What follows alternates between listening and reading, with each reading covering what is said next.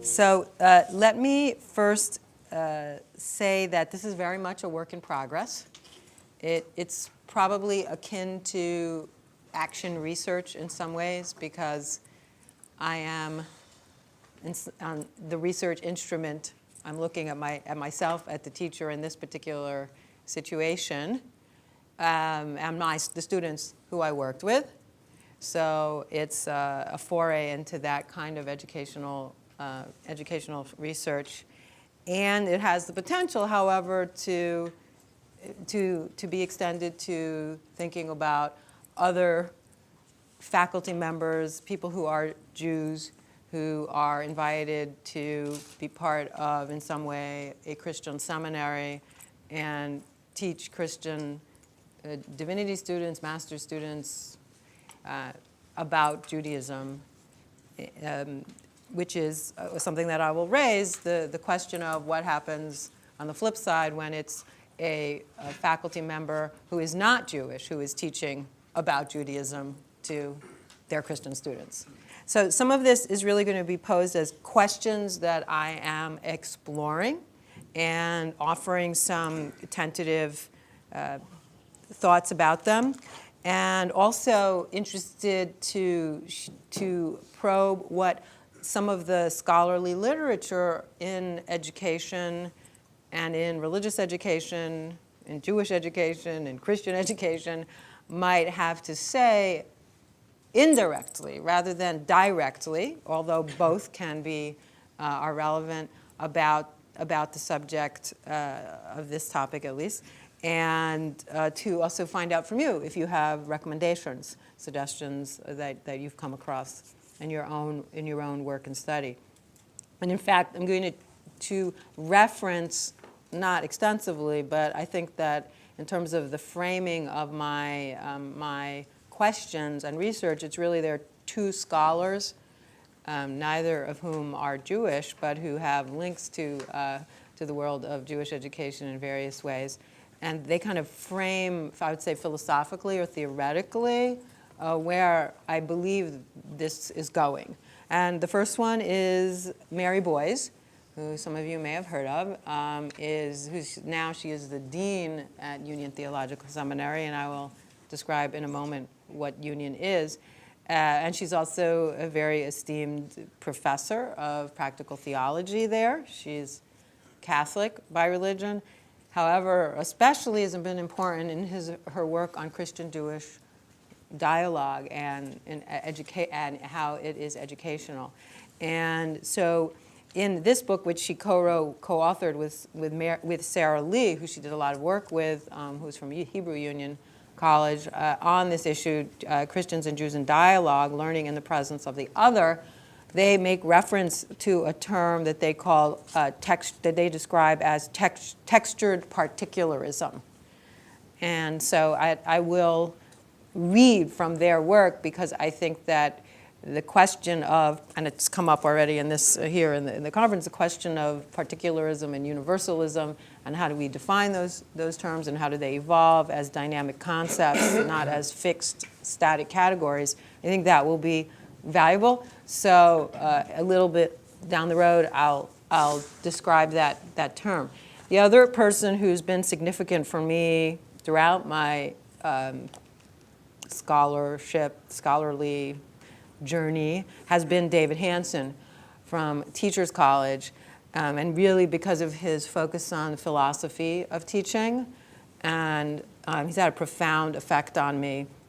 In fact, I just heard him speak at another conference where Mark and I'll mention this, of the Religious Education Association, and I think this is still his most recent book, called The Teacher in the World, a study of cosmopolitanism as education. And he offers a broad and deep and very nuanced analysis of cosmopolitanism and how it is highly appropriate to our era, even though it goes way, way back into the ancient world. And some of his definitions that he provides around the term cosmopolitanism I find valuable for the work that I've been doing. So we're looking at these concepts of one, textured particularism, and the two, cosmopolitanism, as frames, shall we say, for thinking about what happens when a Jewish professor and Christian students meet at a Christian seminary, and it's an Introduction to Judaism course. So first of all, I think it's important to give you a little bit of the background context of how I ended up doing this, because part of what I am interested in here is the personhood of the teacher in this particular situation, and the self that one brings to that experience. And I'm also particularly interested in the dynamic between the teacher and the learners, and what comes out of that. So the content, while significant in terms of the subject matter that we were studying, and I think I'm not going to ignore that at all, in fact I will bring it up, is embedded and not really easy, in my opinion, to extract out from the self of the teacher, the personhood of the teacher, and the relationships that develop between the teacher and the students over the course of this kind of an experience. So I was invited by Mary Boyes to teach an Introduction to Judaism class last spring. Mary Boyes was my teacher. I studied with her when she and my thesis advisor, Carol Engel, taught together a course on the religious lives of adults. They co-taught a course using memoirs of people, Christian and Jewish people's spiritual and faith journeys and religious journeys.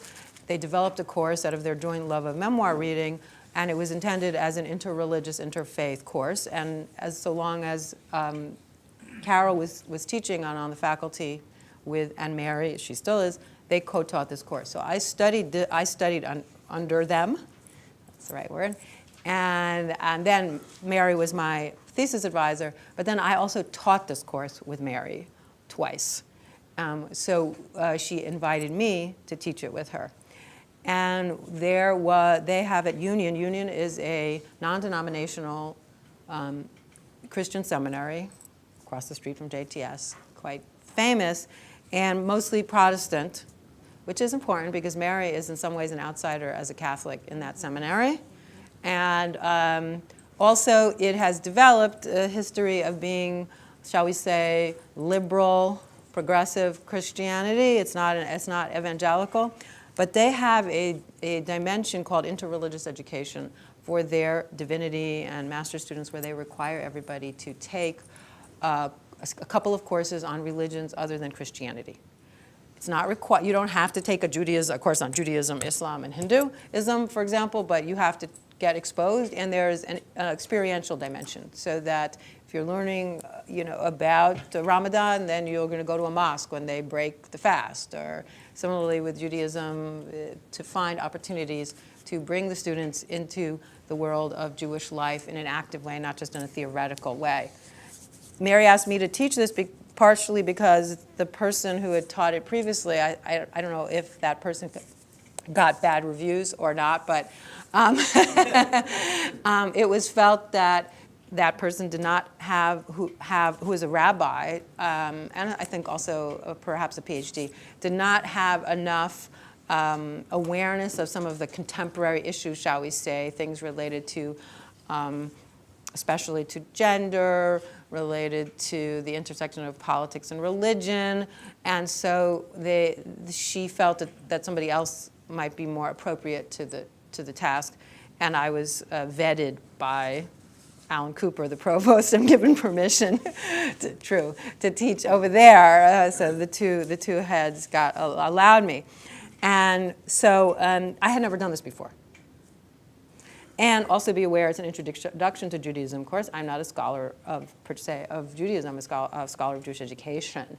So that was also a new area for me. I wasn't there to teach them about how to teach about Judaism. We're looking at Judaism itself. So, and who are the students by and large? This is what I described. It's a liberal Christian seminary. So what does that mean? Well, part of that is that they're not adopting a literalist reading of Scripture. It also means on the ground, though, that these tend to be very left, progressive in terms of their outlook on religion. And I'm careful to use these words because what do they mean in a context that's not my context? Like, who am I to make claims for them? But they're very aware, though, in the relationship of religion to life, shall we say, of issues connected to gender, to sexuality, to race, to class. And so their commitments in those areas inform their study of religion and Christianity more generally. And they're not disassociated. They don't check those at the door. And so that was something that I was conscious of. I also want to mention, and I'm going to getting to the point here too, I have an association, Mark knows this, I belong to something called the Religious Education Association, which is an interreligious association of scholars of religious education. They actually helped to publish my book. And I'd attended several conferences there. And those are people who are self-selectively, they want interfaith conversation.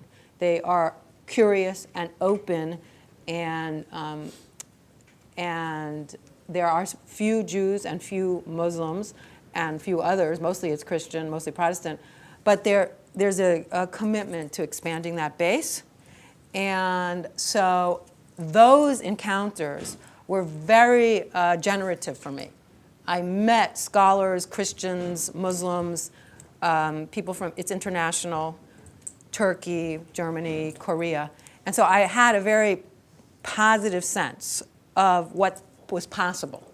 The reason that I mention that is in the course of teaching this class, I came to realize that it's quite likely, and this is one of my hypotheses, that the experience that I had at the REA is very much an exception rather than the norm. And so that the students, and this I got a little bit of a foretaste of this in the last time I was teaching the memoirs class with Mary Boys, that the students who are studying to become religious leaders in a Christian context often still remain extremely ignorant about Judaism.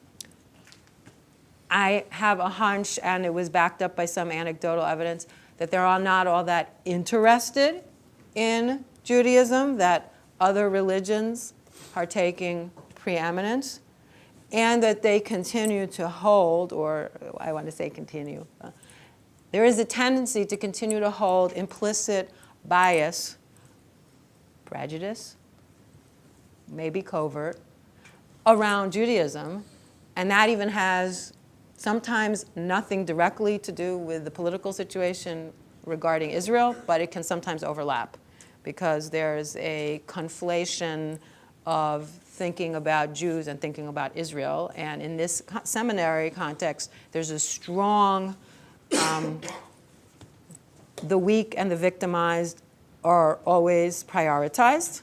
I'm in favor of that as well.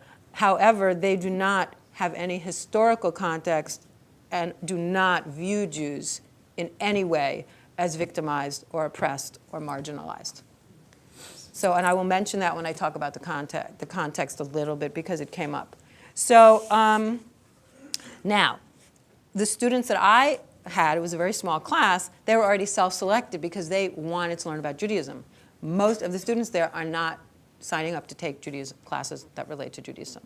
So already I kind of get, I want to say, an openness, which is fascinating to me because even encountering some of their biases and attitudes, I'm thinking, oh, wow, what must it be like? And they brought some of them up, by the way. So what are the dispositions? And I really find that term, from the philosophical literature, and David Hansen uses it a lot, very important.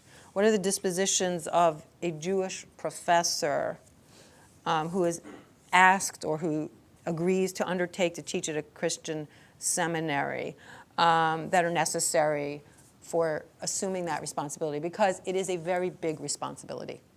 Whether I like it or not, in some ways, I become Judaism, and I become the Jew. That's one of the takeaways that I got. And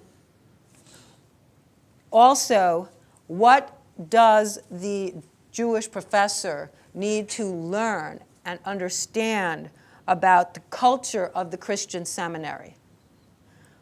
What kind of induction is needed, acculturation, in order to counter any assumptions that the Jewish professor may hold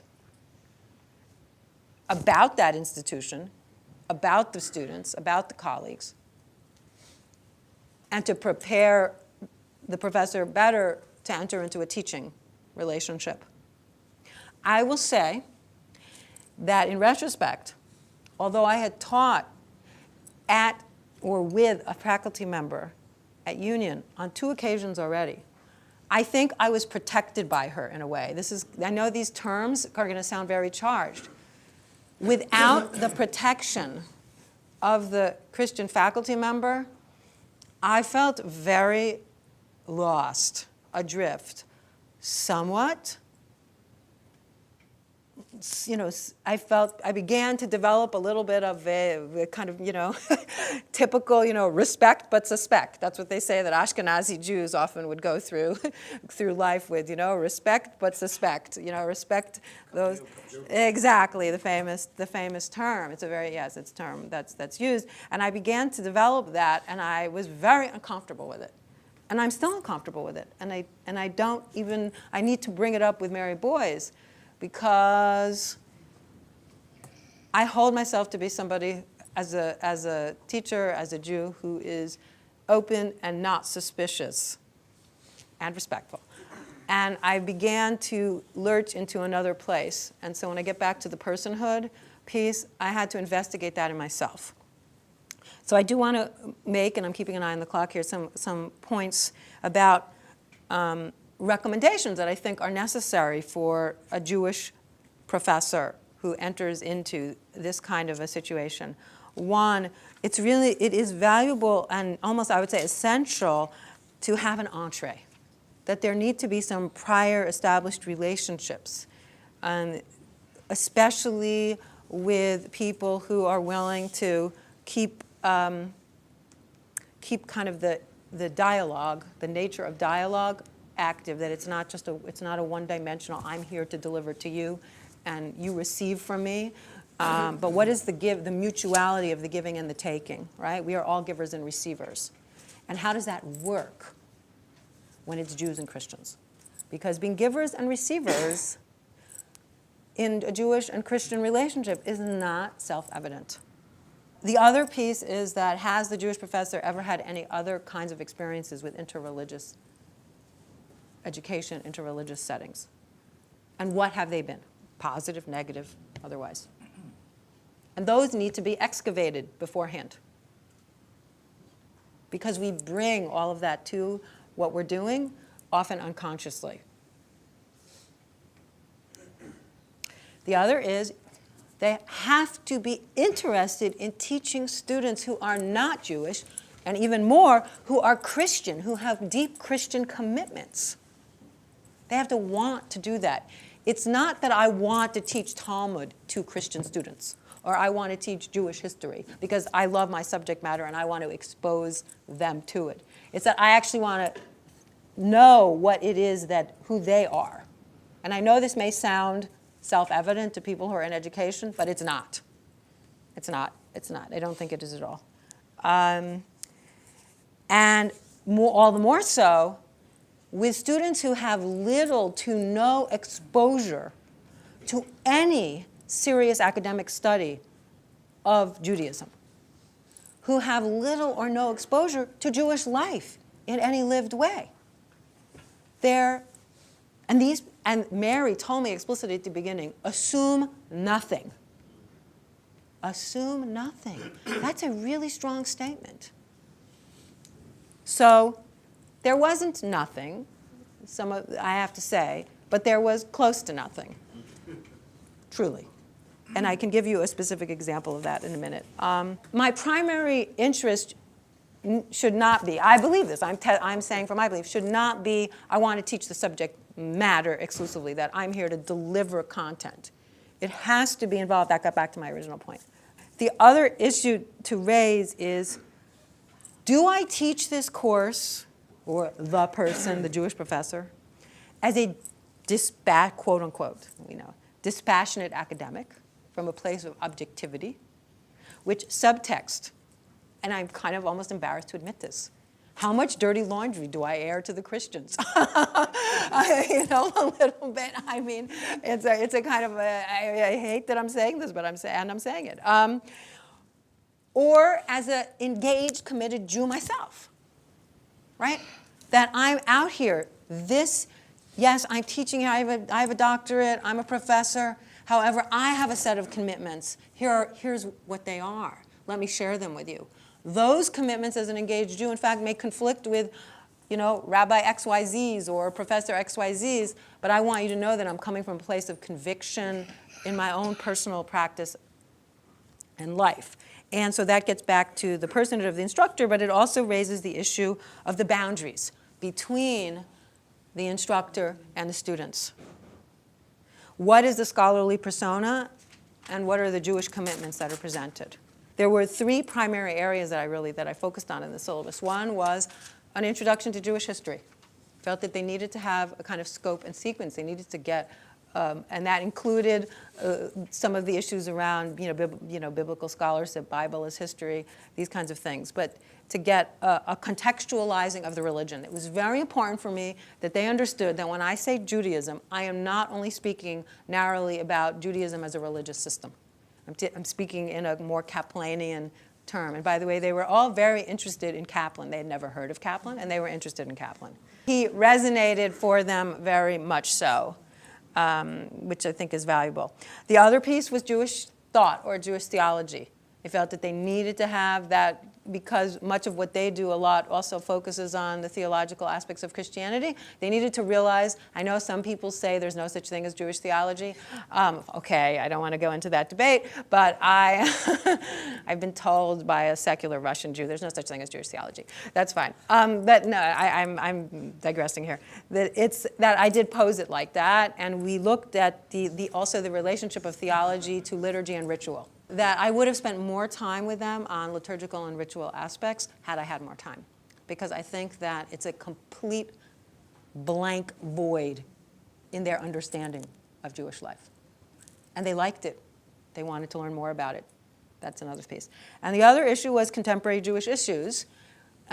Things contemporary, for me, I got Shoah, Israel, the global Jewish diaspora, American Judaism. How did you cover all of that in very quick time? I didn't cover it all well, but I covered it in a targeted way. I will give you a very specific example of some of their misconceptions that were a little bit shattered. I gave them an article to read on the history of Polish, you're going to laugh, on the history of Polish Jews. And it was it was a good article that covered a lot of ground. And the students were just absolutely shocked to discover that there was all this persecution before the Holocaust of Jewish people in Poland. They hadn't. However, parenthetically, I will say that there are many of the generation growing up in America who also have no idea. Okay, so this was a little bit specific. So those were the three areas. I have a question. Should these have been arranged differently?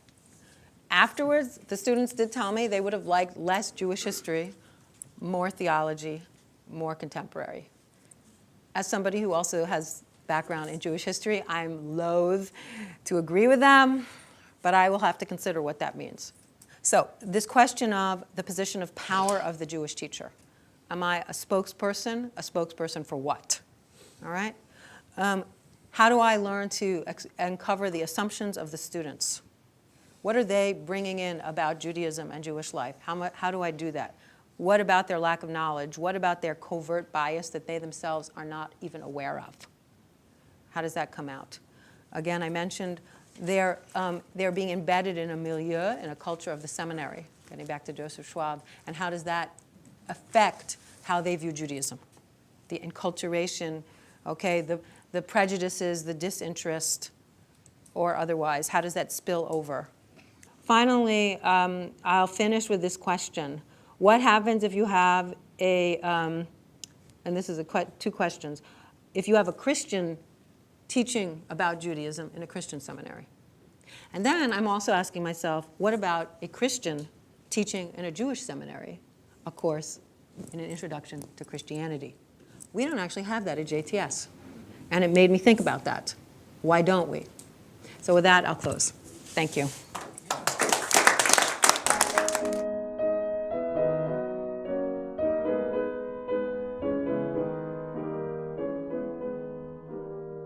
To a large extent, what I'm going to focus on within the course that I have taught in the Melton Center in Jerusalem is teaching about Christianity to Jewish students, but obviously as a Jewish teacher. And I think one of the interesting things about living in Israel, particularly for those of us who grew up in Christian environments, is how little Christianity is on the radar, on the horizon, for people growing up in Israel.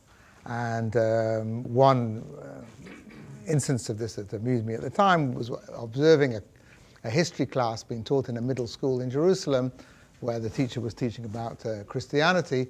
The teacher asked the students if they had ever visited a church. And actually quite a few of them had, but nearly all of them talked about churches they'd visited when on vacation overseas. And the teacher made a comment, but there's some very important churches here, right here in Jerusalem.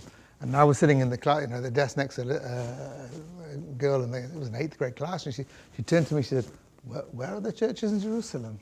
And I swear that if she'd have put her head out of the window and just looked, she could have seen 2 or 3 just on the skyline.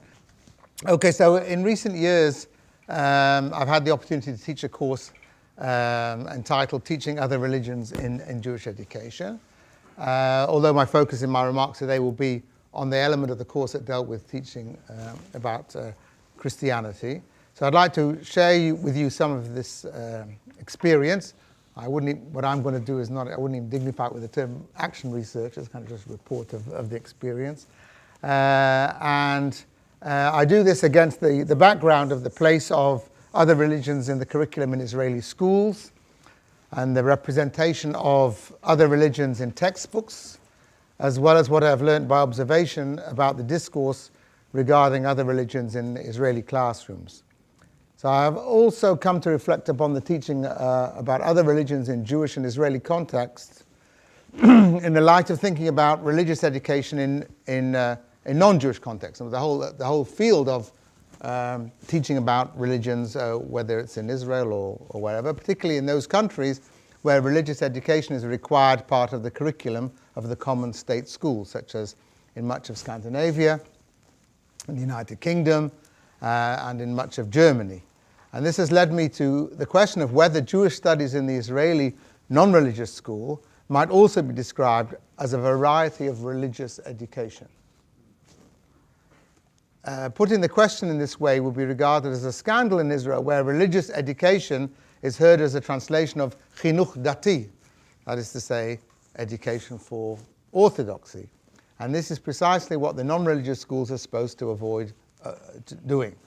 And of course, now under the present regime, let's say the present Minister of Education, every now and again somebody will say, well, there's a creeping introduction of religious education in the secular schools. So there exist watchdog organizations looking out for what they regard as illegitimate creeping influence of religion in the schools, and even leading to a demand for a new stream of education that will provide state secular schools. My colleagues in the field of religious education around the world mean something quite different from chinuch dati. While there is considerable diversity of viewpoint, including degrees of commitment to particular faith traditions, what they mean by religious education is broadly the idea that religion is a universal human phenomenon, and that religious experience and a religious dimension of life is something that education cannot overlook. How students are to be exposed to this religious dimension of human being without being called to subscribe to particular beliefs or to the way of life and spirituality of any particular tradition gives rise to considerable debate in journals and at conferences. So calling the course Teaching Other Religions in Jewish Education is a deliberately provocative formulation because of its implication that this learning is not merely necessary to an adequate humanistic or liberal education, but that a Jewish education is in itself, as a Jewish education, incomplete or inadequate without this study. So the course focused upon Christianity and Islam, which together with Judaism comprise the so-called Abrahamic faiths. John Levinson has warned us of the false ecumenism in this term, Abrahamic religion, when it is precisely the meaning of Abraham that divides these religions from one another. My intention was not ecumenical, but rather to focus on the religions which have a story with Judaism, which I think is true of Christianity and Islam, and not so much of other religious traditions.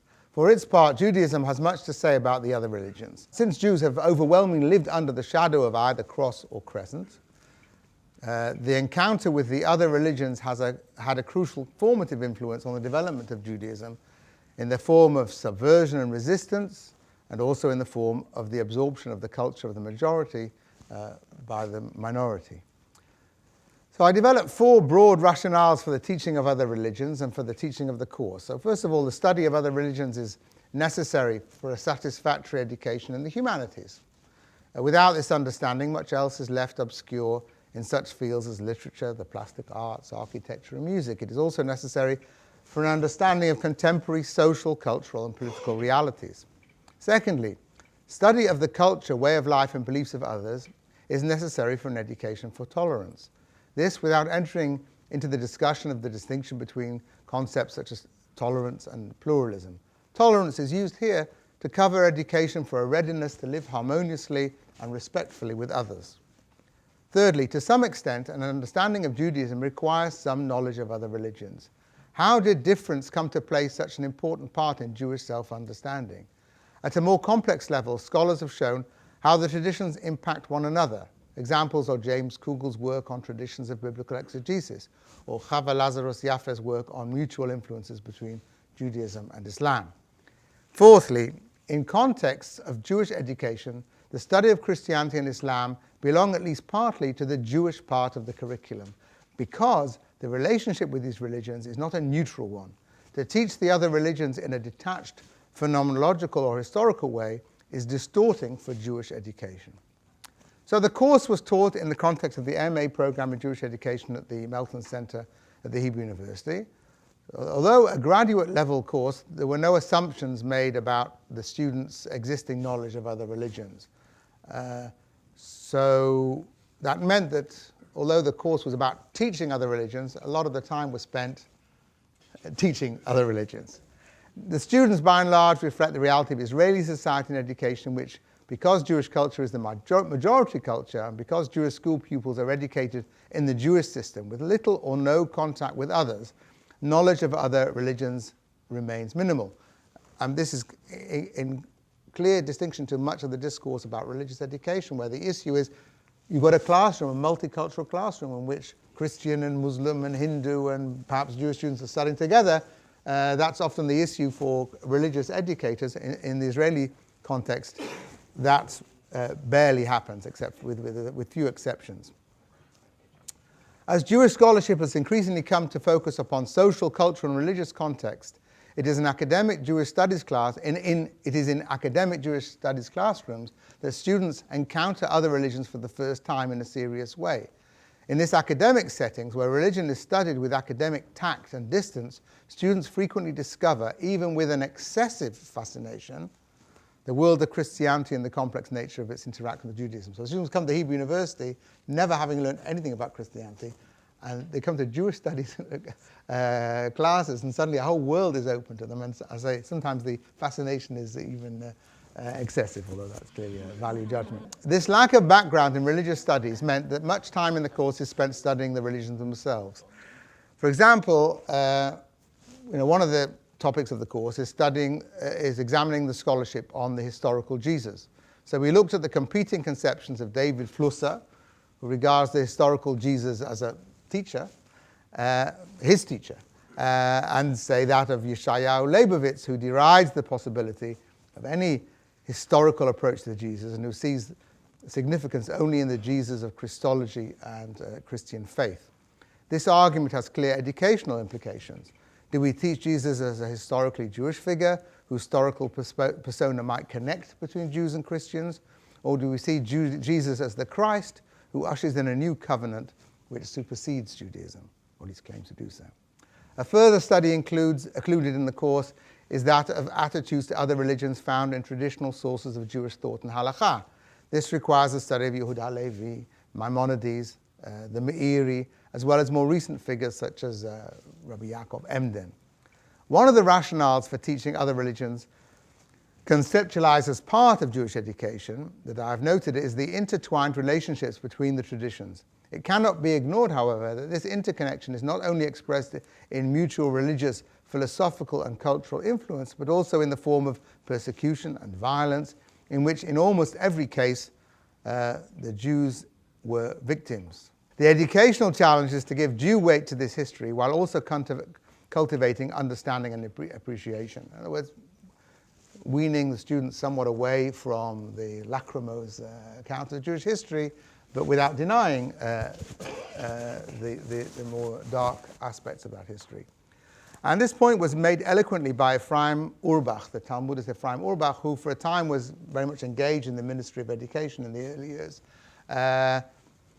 And in an article where he's talking about advocating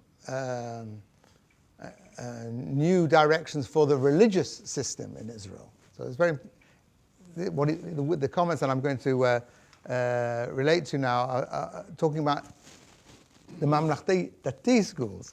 He says the following: finally, I would like to say something about the relationship with the non-Jewish world, and especially to other religions. This too is contained in the educational ideal of openness. This is all Urbach. This issue must have its place in religious education, by which he means Dati, Orthodox education. We have a long accounting with the Christian church, an accounting drenched with blood, an accounting of destruction and calamity, of forced conversion, of libels and humiliations. But there was also a debate over 1800 years, which at different times was dominated by every possible tone, from attacks and abuse to friendly conversations motivated by a desire to learn. Regarding all this, an absolute silence reigns in religious Judaism.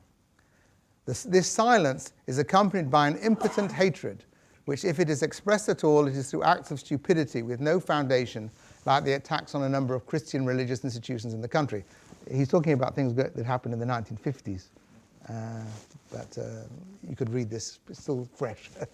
The Jewish scholars of Ashkenaz and France in the Middle Ages did not act this way. Rather, they quoted them, the Christians, in their commentaries and works of controversy and debated them. They were forced to do so, and we are not forced to do so. We can do so freely. In Israeli education, and I suspect the situation is not greatly different in diaspora Jewish education, the main opportunity to encounter a study of other religions is in the context of the study of history. While some teachers use this as an opportunity to study religions as living traditions, the context of studying history overwhelmingly colors this learning. My students in the university are also the product of this curricular approach, at such variance from pedagogies of religious educations in other settings, where the overall aim is to learn about and to learn from religions. I would like to end by describing in greater detail one particular class in my course to which I dedicated the question, can we teach the Sermon on the Mount as a class in Machshevet Yisrael? The question sounds innocent enough, but behind it is all the baggage involved in studying a New Testament text in the Jewish educational classroom.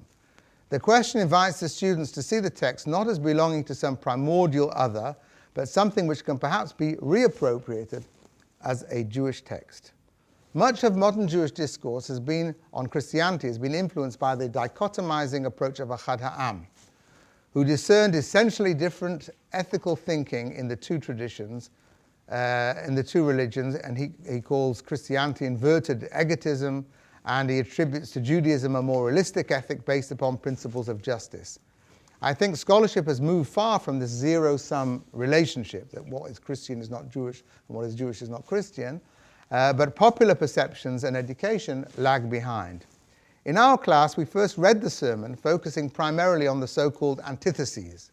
It is here that the Ahad Ha'am critique seems to be the strongest, as Jesus talks about in antitheses which can be anachronistically heard as opposing Judaism and Christianity. You have heard said, but I say, and so on. Furthermore, the ethic from which Jesus proclaims seems to be the otherworldly, self-denying ethic which Ahad Ha'am considers incompatible with the Jewish ethic of justice. We are served by some wonderful scholarly resources, from the monumental commentary of Strack and Billebeck to the work of David Flusser, on which I principally relied, particularly his article, The Torah in the Sermon on the Mount. Scholars have fruitfully discussed the exegetical method of the sermon in relation to both Second Temple and rabbinic midrashic exegesis. My focus was rather on the content. I assembled a collection of rabbinic sources, each of which contains a teaching that parallels the extreme ethic preached in the sermon. So here are a couple of examples. So Jesus says, you have heard it said that it was said to those of ancient times, you shall not murder, and whoever murders shall be liable to judgment.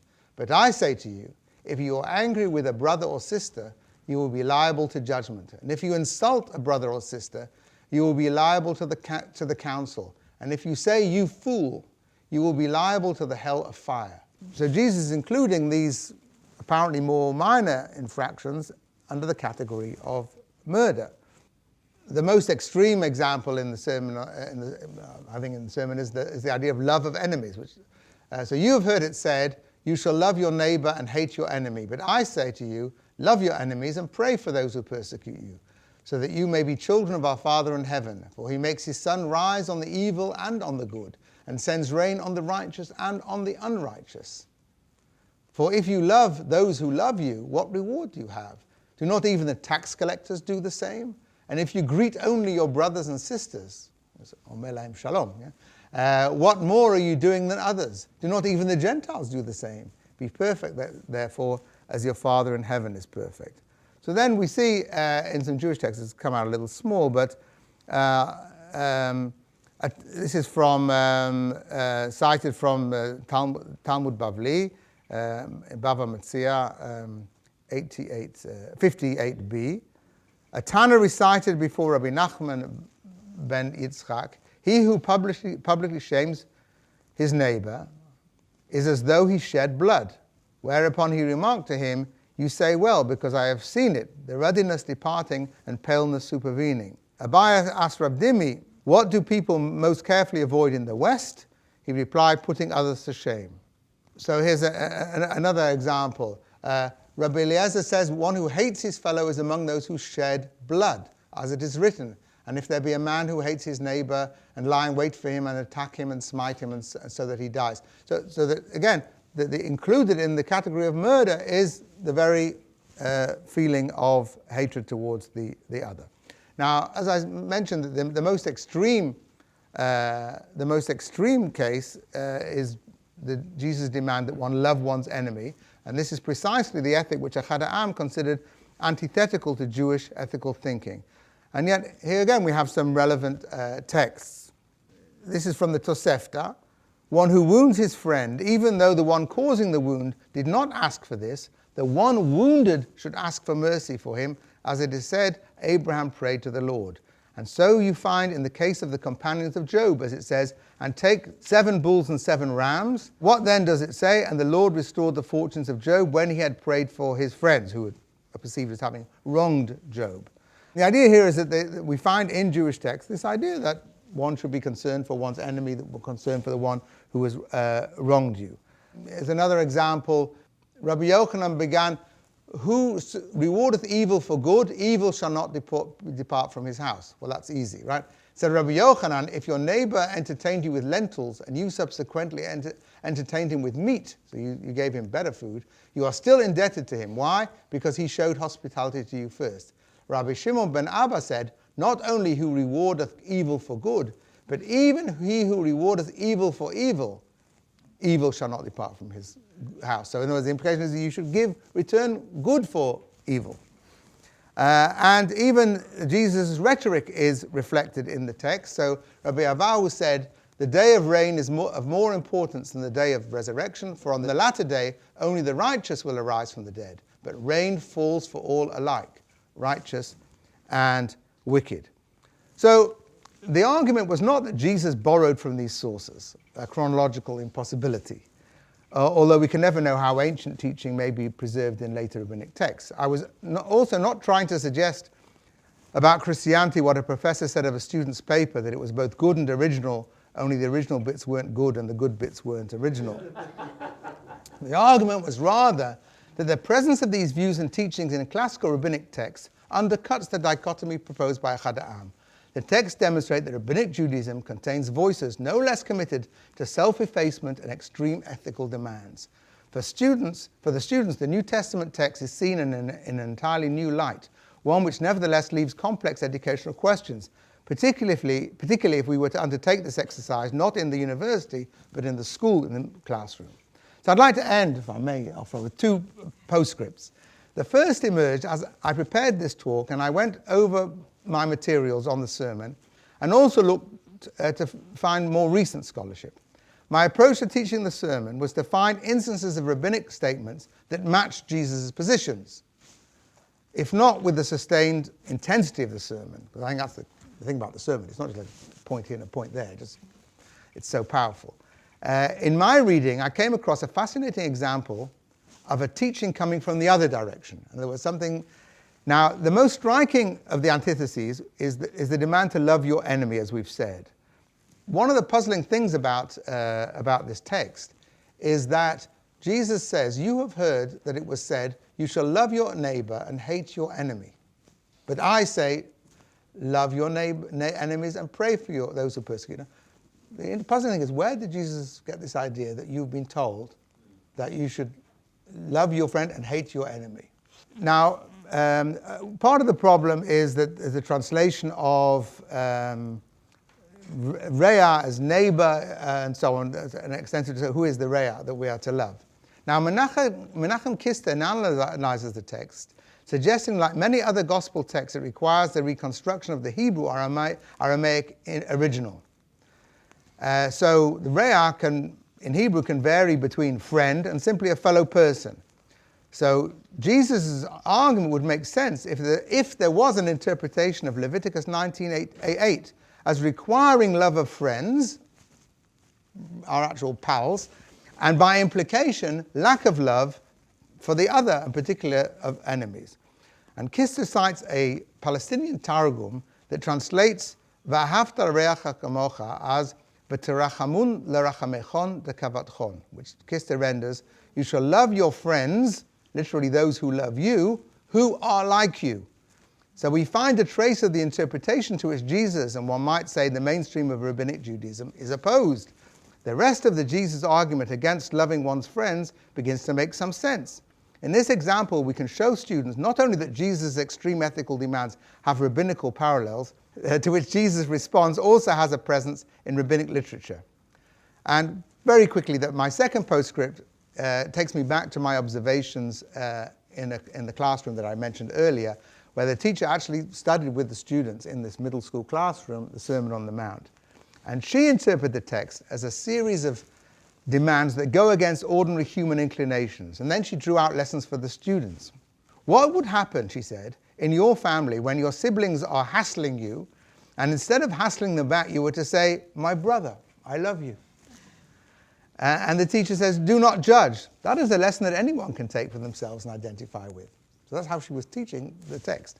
So in this classroom, there was considerable suspicion on the part of the students regarding both Christianity and Islam, seen by them as religions hostile to Judaism. Nevertheless, for a few moments, the students found themselves learning not only about another religion, but learning from it. Thank you.